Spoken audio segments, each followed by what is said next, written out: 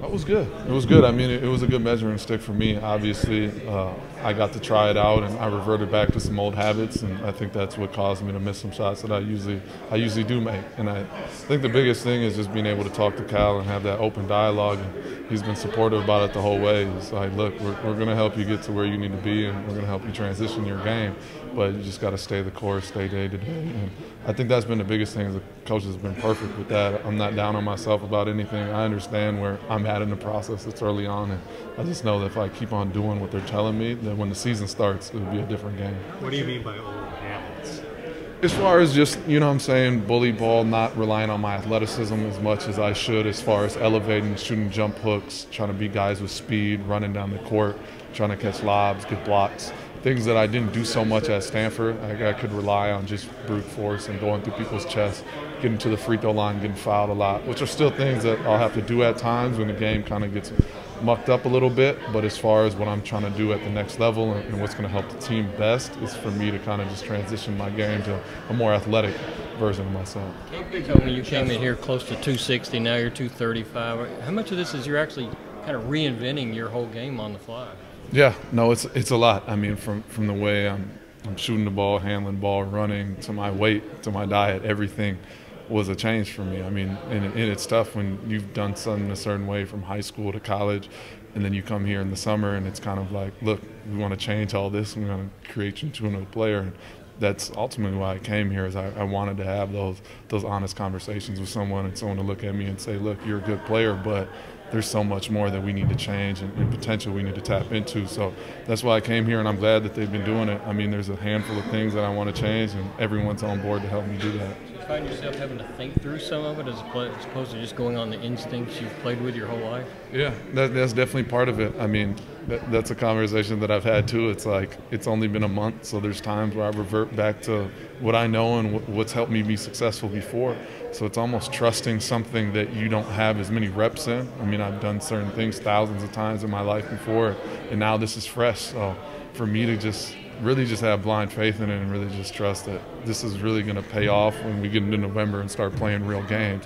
So that's the biggest thing for me, is just mentally just ground myself and just accept the fact that I'm here with it, but may not have all the success that I want right now, but understanding that it will come if I continue to stay with it. I guess you have to make yourself be okay with that you're not going to, right now you're not scoring 20-something like you did when you were playing what you call bully balls, and that whole growth process, avoid the frustration of it. How hard is that? It's tough. I mean, but for me, ultimately being in college for 4 years, I think really helped me with that process. And when I was looking at schools, that's why I wanted to come here. I knew it was going to be tough, and I wanted to be challenged in a way that I've never been challenged in my life.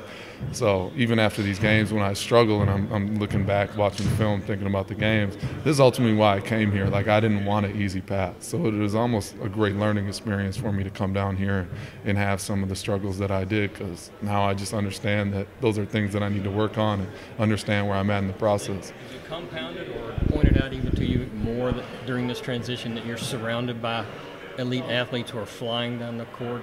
Yeah, I mean, it's great, and that's a great way to put it. I mean, and it works out perfect for me.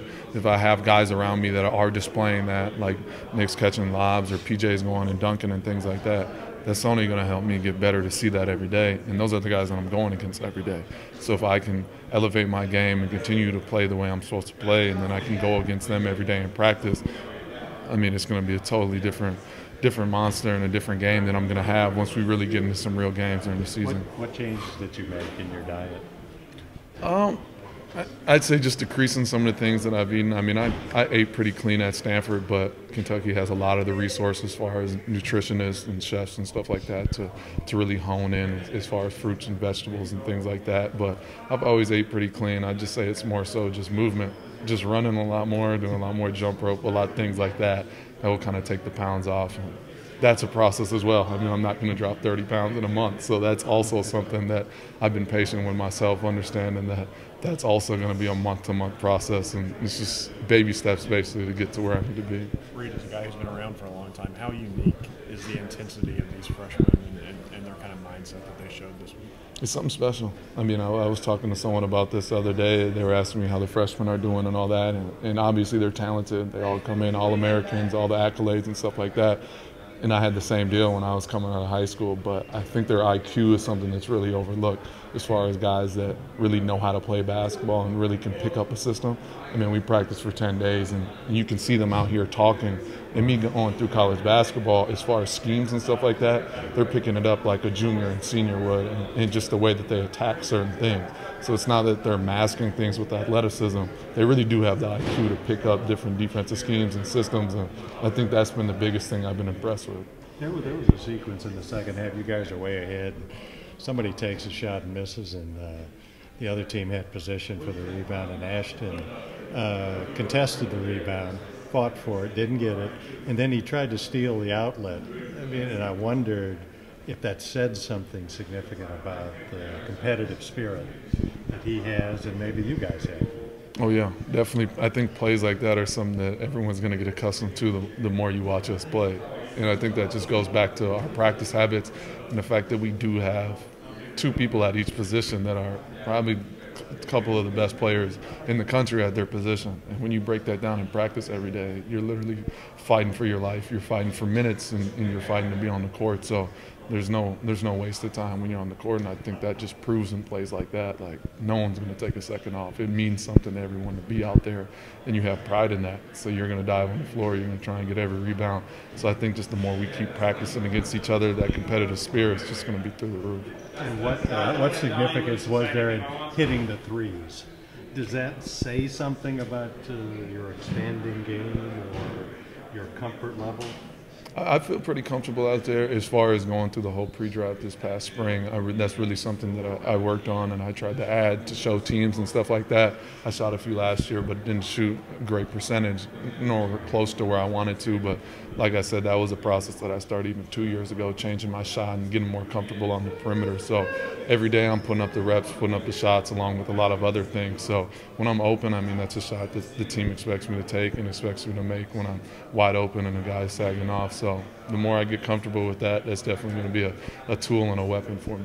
And one last thing for me, what sense do you have that the fans are really rooting for you? It seems like I can almost feel them when you get the ball, wanting it for you. Yeah, no, it really shows how plugged in and how much love and support they have. I mean, even when I was struggling those couple games, I got nothing but support for the fans, just telling me to keep my head up, just keep working. And it really just shows how intelligent the fan base is. They know their basketball now. They're not just standing around here clapping their hands. They know how the game goes. They know the progression of the season and things like that. So that's been really interesting to me, is how much people really do know basketball. Why do you think you're the focus of this?